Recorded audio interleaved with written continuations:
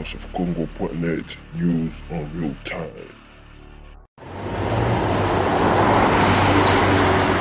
Alors, bonjour les amis de Voice of Congo, moi c'est Eric Boukoula et à la caméra bien sûr c'est le combattant de la presse congolais que j'appelle toujours, comme je l'appelle toujours, il s'agit de Pichu Kalala. Alors ici on a encore la cour de première instance de Johannesburg. Pourquoi on y est? Parce que évidemment comme on vous l'avait rappelé l'autre fois, il fallait qu'on se retrouve ici avec le prophète Bukongo Bila. Vous savez qu'il est poursuivi pour tentative de coup d'état évidemment. Ce qui s'était passé le 30 décembre 2013. À Kinshasa, Kindu Lubumbashi, si vous vous rappelez, eh bien, c'est ici qu'on est en train de les juger. On l'avait arrêté il y a 2 mois passés, ici à Méandor, ça c'était à sa résidence d'ici à Johannesburg. Il avait été arrêté par des agents de la police, bien sûr, sud-africaine, accompagnés des agents de l'Interpol. Alors ici, on est à la cour de première instance, parce que c'est ici où les poursuites judiciaires contre lui sont menées. C'est ici, évidemment, bien sûr, il est en liberté. Il a été remis en liberté sous caution, mais il devra comparaître aujourd'hui, ici, le 11 août, devant la justice sud-africaine. Alors on y sera avec les grilles des médias sud-africaines, congolaises, si je peux dire ainsi, Pichu Kalala, et bien sûr, on viendra vous tenir au courant, toujours sur Voice of Congo, sur ce qui se passera aujourd'hui. Restez connectés.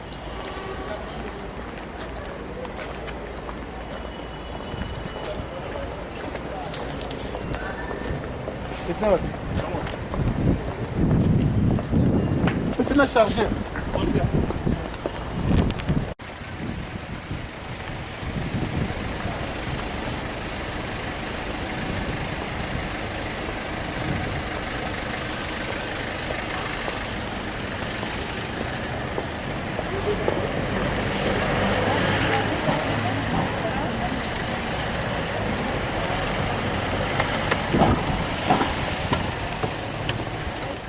Nous sommes vraiment dessus. Je crois qu'on a eu à parler quand nous sommes arrivés avec toi. Ces pressentiments de voir qu'on est en train de se jouer de nous, et tu as essayé de le faire, de l'exprimer d'une certaine manière. Et nous sommes en train d'exprimer ces mécontentements. Nous comprenons que le gouvernement de Kinshasa veut fermer la bouche au prophète pour qu'il ne dise pas un mot. Le prophète c'est un homme politique. Il ne faut pas oublier que tout ce qui se passe au pays, il le suit de près et il voit comment le peuple est en train de souffrir.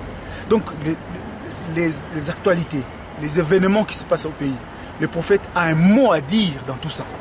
Et faire ce qu'ils sont en train de faire, n'est pas donner le preuve, reporter à tout moment. Vous avez entendu Madame la juge demander au procureur qu'il puisse écrire à Kinshasa et que Kinshasa puisse envoyer des preuves. Jusque maintenant, ils n'envoient pas de preuves.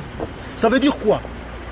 On veut faire en sorte que le prophète puisse rester dans un coin pour les tuer politiquement. Oui, à l'allure où vont les choses, vous ne voyez pas qu'on ira du report en report et puis, comme je l'avais dit avant le procès, on est en train de bloquer le prophète à pouvoir exercer son métier, son travail. Il devait réveiller le Congolais, il devait faire quelque chose pour le Congo. Mais maintenant, il est bloqué. Comment vous allez vous en sortir? Parce que maintenant, on va maintenant attendre jusqu'à la deuxième quinzaine du mois d'octobre. C'est une question qui doit être normalement traitée. Comme avec vous, nous avons entendu ce que Madame la juge a dit.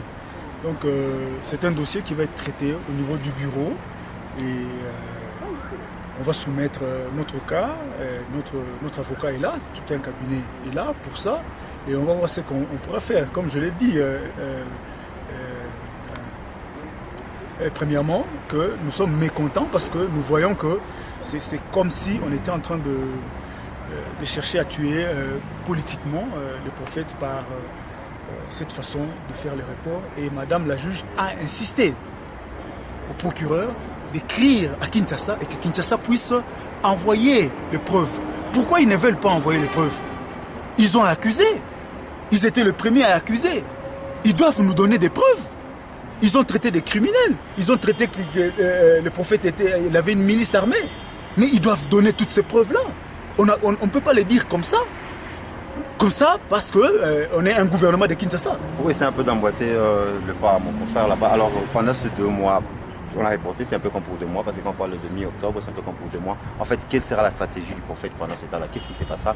Que ferez-vous? Parce que vous n'allez pas vous taire avec la situation qui se passe au pays et tout ça, avec la tentative de modification de la Constitution et tout ça. Qu'est-ce qu'ils vont en train de faire pendant ce temps? Et c'est ça que j'ai essayé de dire précédemment, c'est que les bureaux, en fait, nous venons juste de sortir du tribunal, donc le bureau va siéger pour essayer de voir ce que nous pouvons faire ensemble avec nos avocats et je crois qu'au moment opportun, on vous tiendra au courant. Ok, donc ce que vous essayerez de faire, c'est ça quoi? D'essayer de peut-être rapporter la date à une date plus antérieure. En tout cas, ce sera que le processus entier soit. Vous voyez, quand nous écarté. exprimons notre mécontentement, c'est parce que nous voulons que les choses puissent aller le plus vite possible. Parce que nous savons que nous sommes innocents. Le prophète est innocent et c'est une victime. Hein? Et quand le gouvernement est en train de traîner les pas, c'est justement parce qu'il manque justement de preuves. Ils ont fait croire que c'était les prophètes qui étaient le meurtrier, qui étaient les criminels, qui avaient une milice armée. Tout ça là, ce sont des balivernes. Et ils doivent maintenant amener toutes ces preuves. Alors, un mot pour les gens qui sont en train de vous suivre, parce qu'il faut savoir qu'il y a des gens qui nous suivent des milliers de kilomètres d'ici. Ils veulent savoir en fait quels sont les espoirs. C'est-à-dire, vous êtes le seul qui est permis à vous exprimer à la presse, parce que l'avocat lui-même, l'avocat de la défense ne s'exprime pas. Le prophète n'en parle même pas, il n'est pas permis de s'exprimer. Alors, que pouvez-vous leur dire? Nous pouvons dire à nos frères congolais, de partout dans le monde, qui soutiennent ces procès, qui suivent de près ces procès. Nous remercions d'abord tous les compatriotes congolais de partout dans le monde où ils se trouvent, de leur soutien. Et nous recevons des messages de partout qui soutiennent le prophète pour ce combat, parce que ce n'est pas l'individu Mukungubila qui est en train de se battre avec le monstre que vous connaissez, qui répond au nom de Kanambe, mais c'est tout le peuple qui est derrière le prophète et en train de chercher à mettre fin à cette occupation que nous avons à Kinshasa. Avant d'y mettre fin, il y a une question qui me retourne un peu à l'esprit. Je crois il y a moins d'un mois passé, il y avait un autre événement un peu similaire à celui qui s'était fait, celui qu'on inculte le prophète d'avoir fait. Alors c'était vraiment similaire, c'était au camp, au chef d'état-major général de notre armée, des FARDC. Et bien sûr, les premières informations qui étaient sorties de notre rédaction de Voice of Congo faisaient état de l'implication du prophète dans cela. Et bien sûr, on avait été en contact avec l'équipe, les chargés de presse du prophète. Qu'avez-vous à dire sur ce sujet? Voilà, c'est ridicule, hein? C'est vraiment ridicule. Vous voyez, le jour que les disciples du prophète se sont levés pour manifester, il y avait une cause. Ce n'était pas comme ça, les gens se réveillent pour aller, je ne sais pas, à un endroit ou à un autre. On était en train de massacrer les gens dans la parcelle, dans la résidence du prophète à Lubumbashi. C'est ce qui a fait que les disciples du prophète, de Kinshasa, de Kindu, de partout, se sont levés pour manifester. Et on veut maintenant faire, c'est ça que nous avons dit, manque de preuves, on veut monter comme d'habitude. Ce gouvernement-là, il y a des irresponsables, des incapables. Ils n'ont rien à fournir et ils cherchent à créer des scénarios pour essayer d'accuser encore les prophètes. Mais vous voyez, cette histoire-là, permettez, monsieur Sarival, que je puisse terminer mon idée. Donc cette histoire-là était montée de toutes pièces pour essayer de récolter de preuves, pour dire encore que voilà, c'est Mukungubila ou patati patata. Donc c'est une histoire montée, ça regarde Mende et consorts. Le peuple congolais est déjà éveillé, c'est plus le moment où on doit le distraire. Mais je crois que chaque homme politique quand même doit avoir des soutiens extérieurs. Est-ce que le prophète Joseph Mukungubila est connu par la communauté internationale? Est-ce qu'il est soutenu et qui les soutient? Qui est derrière lui?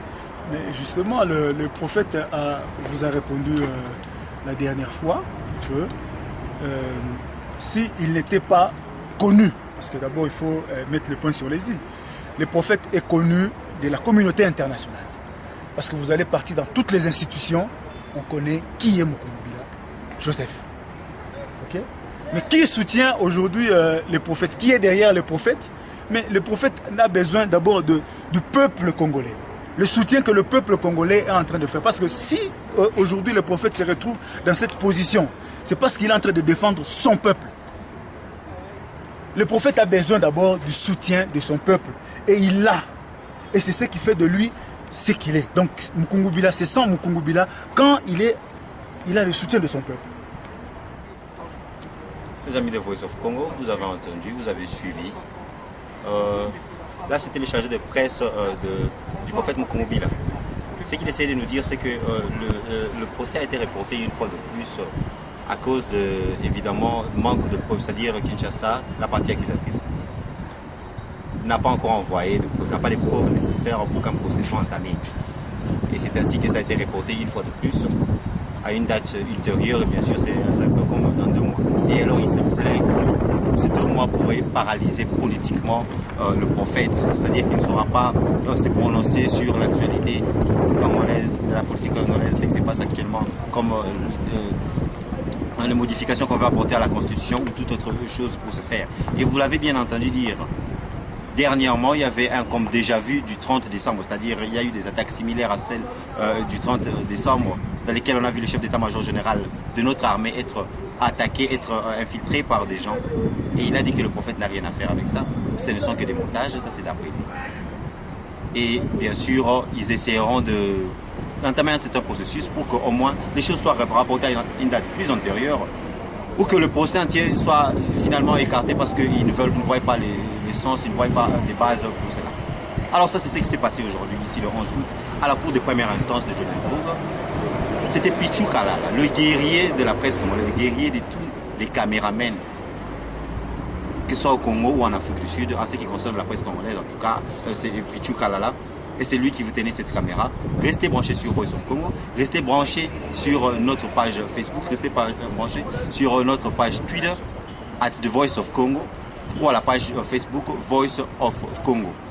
Alors on se retrouve prochainement ici à la cour de première instance de Johannesburg, le 12, le 13 et le 14 octobre de cette même année.